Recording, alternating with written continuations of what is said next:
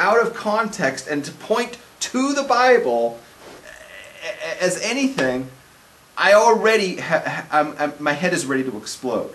Because the Bible was given, the Torah was given to the Jews as an oral thing, not as a written thing. We don't follow the written Torah. So once you're already like poskening and determining law, parsing law out of the written, I already am like nauseous because it's not designed to do that. It would be tantamount in America, it would be tantamount to, I don't even know if there is a tantamount to this, but let's say it would be tantamount to, you know, reading a speech from Obama. I mean, this may be a terrible thing, right? And he's just talking to his opinion on stuff and going, oh, look, it's American law. This is what, you know, it's like, that's not American law. We don't, that's not American law. That's just Obama's opinion on something. You know what I mean? It's, like, but it's not really the same at all. But it's just like, you're not looking at the legal book, right? So they're like, oh, right? So it's like ding dong, oh, ding dong.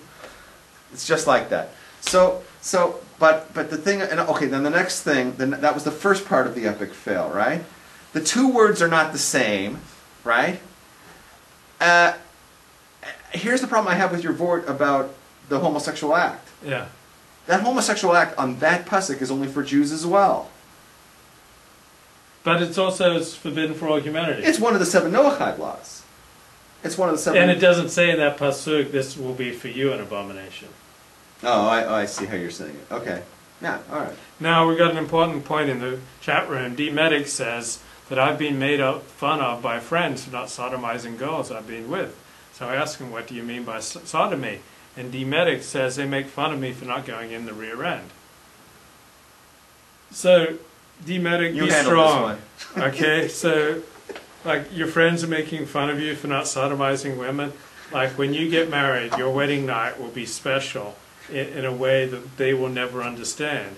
So that the back door, the workman's entrance, is something that should be prized and set aside and consecrated for marriage. So it shouldn't be just like something you do on a Friday night with someone you're meeting. And I was at this running workshop this morning, and we had this great teacher, and he was showing us how to run most efficiently and effectively, using ourselves well. And like we were kind of running in place, and then he said, and now off you go like the bride's pajamas.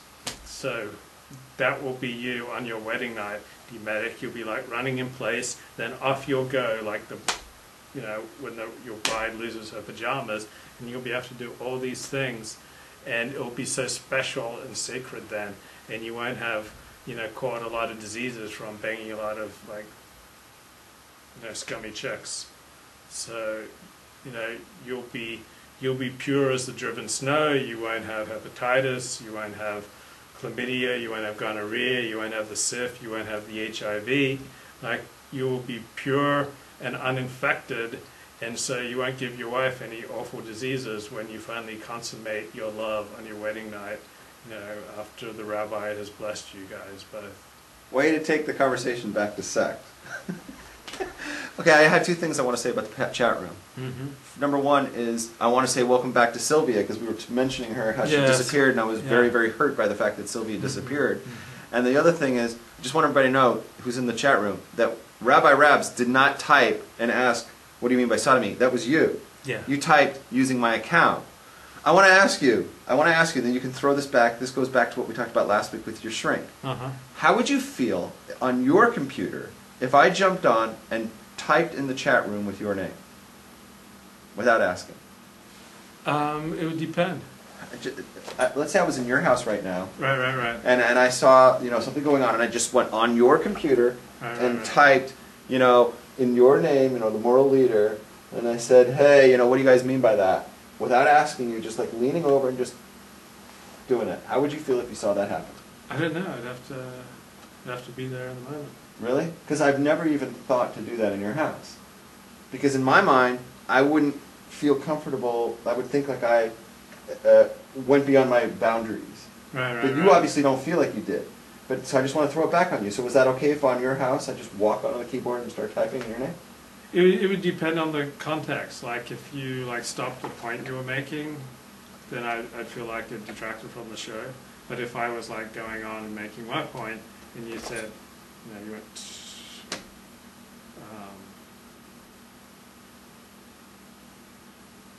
I'd have to experience it. Okay, because if you have no problem with it, then I'm going to do it. Okay. Because like that, okay, I would never ask or anything, but if that's like the policy, we can not type on each other's laptops, right? I'm going to do it then, Okay. right? If you have a problem with me doing it on yours, then that's something that we need to talk about. Why is it okay when you play with my toys without asking, but I'm not allowed to play with yours? Right, right. No, that's totally a good point. Okay, so that's something for you. Sylvia asked a great question. Why don't we set up? Do you have a laptop? No. Oh, you don't have a laptop. Because we could set up 2 laptops. But then, how would I have internet connection? I have a router right here. Oh, okay. Yeah. Like, so I've done it once. Like, it's not going to happen. Like, maybe every 4 shows. No, I don't care that you do. Right, right. I really don't care. I'm telling the people in the chat room, I'm not going to be chatting. Like, for me, the chat room is only an aid to the show and should never distract or get in the way of the show. Right. All right, so people are still... I want to know who Ben Adam is. Ben Autumn. He's the son of Adam. Oh, I didn't know that. Adam's son. Why don't you do me a favor and just announce who you are, because we don't know who you are. Give us your social security number. Social security number, and we want to know who you are. Your bank account number. Are you going to shave the beard? That's a question from Sylvia. Of course I'm not going to shave the beard. Unless the chick's really hot. She thinks that you would look good without the beard. Yeah, well, that's not a Torah question. Like, it's even hard for me to try to react to such a non-Toradic way of... That's the 3rd woman who thinks she would look hot without a beard. Yeah. They all say that. They all say, "Oh, I'll have sex with you if you shave." And it's like, I would so much rather to, be walking in Hashem's ways with a beard than be up in, a whole bunch of, attractive young women who are just screaming for me to penetrate them. I'd rather be studying Torah with rabbis. Right. Okay. What else? Getting back to Torah, because Sylvia hates it when we go off topic. Yes. Yeah. What's the next thing? And that's it, sports fans. Oh, really? That's it. That's all I have. Do you have anything?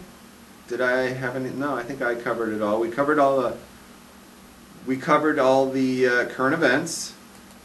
We talked about Japan. Mm-hmm. We talked about Germany, Libya, right? Mm-hmm.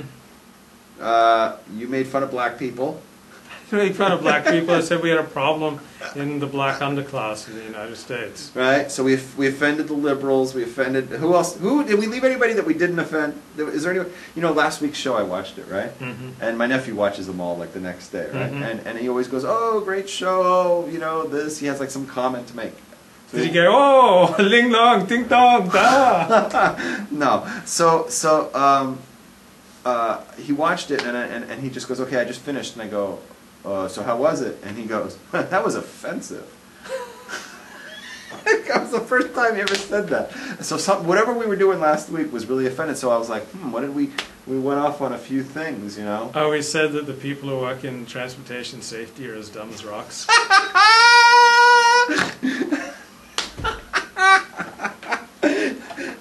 Most of them are affirmative action hires. They're clearly not hired on merit. I mean, bunch of incompetent mopes. Isn't our president an affirmative action? Yeah, he's an affirmative action hire. He would never have been elected if he was a white guy with all the same qualities. Isn't the fact that he got into Harvard Law, wasn't that? I'm sure there would be almost no black doctors if there was no affirmative action. That's just a statistical fact. The Surgeon General, this black woman who said, iodine tablets, maybe, that's just a precaution, a sensible precaution to, stockpile iodine tablets, for fear of radiation. Okay, so she's a black woman doctor, so the odds are 99% that she got into medical school through affirmative action. You have statistics on that to back that up? Yeah, just Google it, folks. 99% of medical students got in there on affirmative action. No, 99%. There would be almost no black doctors if there wasn't affirmative action to get into medical school. Is that a fact? Yeah. That's interesting. I'm very much against affirmative action. Like when I go to Kaiser and I get a black doctor, it's like, do I think, I'm sure this person got here on merit? No, because I know that the odds are overwhelmingly that they're benefited from with